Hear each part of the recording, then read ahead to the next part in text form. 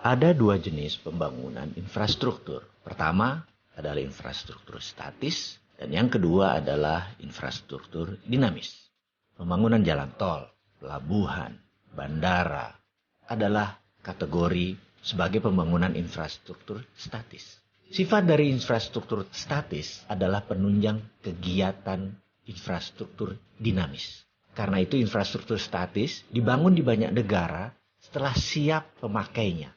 Di Amerika misalnya di tahun 1940 sampai 1961, Amerika membangun infrastruktur statis besar-besaran. Tujuan utamanya adalah menyediakan pemanfaatan untuk industri otomotif Amerika. Mereka membangun jalan lebih dari 25.000 km. 9 dari timur ke barat, 11 dari utara ke selatan, dan terus dibangun akar-akar jalan tersebut. Apa yang terjadi adalah industri otomotif mereka tumbuh di atas 15% per tahunnya. Sisi lain negara Cina membangun infrastruktur statis di awal tahun 90-an hingga tahun 2010. Hanya sisi timur negara tersebut yang dibangun, kemudian baru ke arah tengah. Karena sisi timur Cina adalah daerah produksi dan daerah pelabuhan untuk pendistribusiannya ke internasional.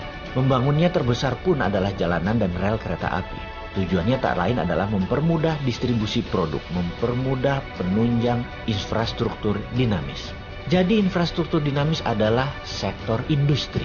Seperti Amerika membangun industri hulu penyediaan bahan baku, menyediakan untuk pabrik-pabrik otomotif mereka, pabrik pengolahan biji besi, steel foundries, kemudian juga produksi perminyakan mereka, gasolin untuk bahan bakar mobil tadi, industri pangan, itu semua dikatakan sebagai infrastruktur dinamis karena tujuan disebut dinamis adalah bergerak mengikuti kebutuhan pasar. Seperti juga sisi lain Cina. Cina membuat peraturan mendukung infrastruktur dinamis dengan peraturan yang super bebas. Cina boleh meniru, melakukan imitating. Cina di tahun 90-an, 2000 masih dikatakan sebagai imitating country, negara peniru. Sekarang Cina disebut innovating country, negara pencipta. Kita semua tahu kata-kata bijak dari bini sepuh kita yang mengatakan Allah bisa karena biasa. Jadi setelah biasa meniru, mereka sekarang mengerti apa yang terbaik dan setelah itu menciptakan produksi baru yang kreatif dan inovatif. Itulah Cina sekarang yang membangun infrastruktur dinamis terlebih dahulu baru infrastruktur statis. Demikian juga infrastruktur Amerika. Dinamis dulu